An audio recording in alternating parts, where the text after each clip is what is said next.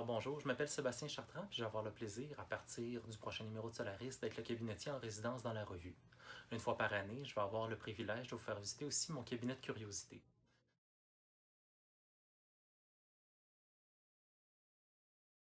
Chaque année également, je vais avoir le plaisir d'écrire un article sur certains sujets les plus obscurs de l'histoire, en explorant les thèmes sous l'angle du fantastique et de la fantasy. D'ailleurs, dans le prochain numéro, je vous invite à découvrir les créatures les moins connues des bestiaires médiévaux, puis à réfléchir sur la façon qui pourrait renouveler certains clichés de la fantasy. Donc, c'est certain que qui dit cliché de la fantasy dit dragon. C'était un incontournable pour commencer la série. Et puis, la première capsule va se faire sous ce thème-là.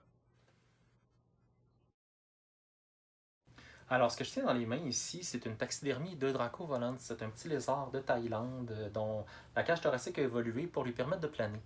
Alors, à partir du 16e siècle, les marchands vont rapporter ce lézard-là de leur voyage en Asie, puis on va très rapidement le trouver dans les cabinets de curiosité.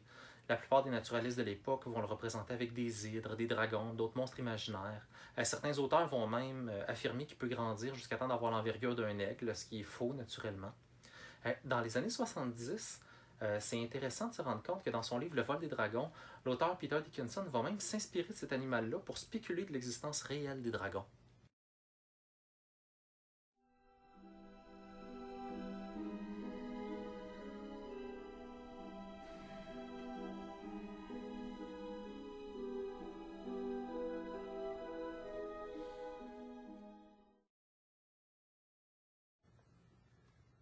Alors ici, c'est ce qu'on appelle un canular ostéologique. C'est une vieille technique qui consiste à mettre ensemble des morceaux de squelette qui vont normalement pas ensemble.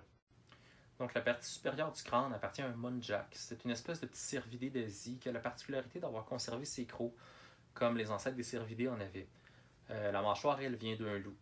On vendait les deux ossements ensemble dans les ports asiatiques pour faire croire à l'existence des dragons orientaux. On remarque que la combinaison de crânes allongés, des bois, des dents serrées imitait vraiment l'apparence classique des dragons d'Asie.